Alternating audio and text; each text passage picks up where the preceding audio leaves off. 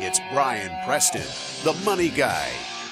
All right, here's our next question. This is from Tightwad DIY is the one that asked this question. He said, I have a question. At what point can your side hustle become your main job? I currently make 30% more in my side hustle than I do in my regular job, but amazing. I have a pension if I stay for 10 more years. So I think we're seeing a lot of this in today's economy. It's easier than ever to start a side hustle or start something on the side. Well, some people are recognizing, man, this is good. This is perhaps even better than my day job. But how do I find comfort in leaving my day job? And what about if I'm someone who does have a pension I've been working towards or paying into? Yeah, so the pension is something that you can run a calculation. Anybody who is a fee-only financial planner can figure out the actual true value of that pension you'd be walking away from. And you have to treat that as part of your overall compensation and what the value of that would be if you stayed the 10 more years versus your likely future earnings from your side hustle. And so it's not, this is not one that's like a light switch where you can say, oh yeah, absolutely, you should dump that job and go do your side hustle or not. It really requires the financial side analysis, but there's something else too. Are you having a lot more joy doing your own thing than you are working for the man? Even if the man's a woman, working for somebody else. Are you going to feel much more fulfilled in life if you take that risk and you're out on your own? Because you've shown the ability at the job you're at to have stability. You've shown that that you are a loyal employee. You're giving up certainty, but you also have found that you have initiative and you're doing well on your own. One other thing that sounds mamby-pamby, you may be able to take a leave of absence from where you work.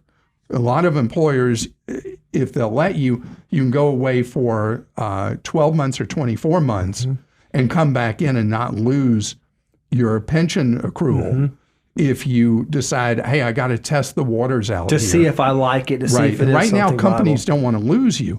So they may be more willing to give you a chance to see if you can fly on your own or not. But I think seeing a fee-only person to figure out what that intrinsic value of that pension is really a worthwhile thing. Plus the health coverage you get from a big employer. You're then going to have to be buying health coverage on your own on healthcare.gov, and you're going to be paying $10,000 a year and up for that health coverage. Can I ask a clarifying question? You and I had a discussion earlier that your father lost his job while you were a teenager. My father lost his job when he was in his mid to early 40s, and I was a teenager, and those had dramatic impacts. I knew it was hard for my dad in his mid 40s to go out there and find another job because of his age. And when I started my first company, I was 28, and part of the reason I chose to do it at 28 is because if it fell on its face, I was still young enough that I felt like I could jump right in. Does age have any impact on your answer as well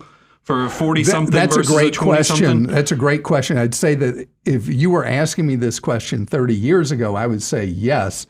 But today, employers more rent us than hire us for the long term, and we more rent them than go to work for them with the intention of being there forever. And if you look at the big problem of age discrimination, it really is people that are mid-career, 45 and over, that employers find some reason to, as they call it now, this is so Orwellian, right-size our employment.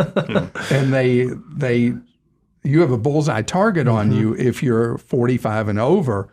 So I don't think the rules apply the same as they used to, that if you're mid-career and you found that potential real entrepreneurial spirit in you and you're finding it's working, you've been testing it on the side, that I wouldn't let age alone keep you from doing it.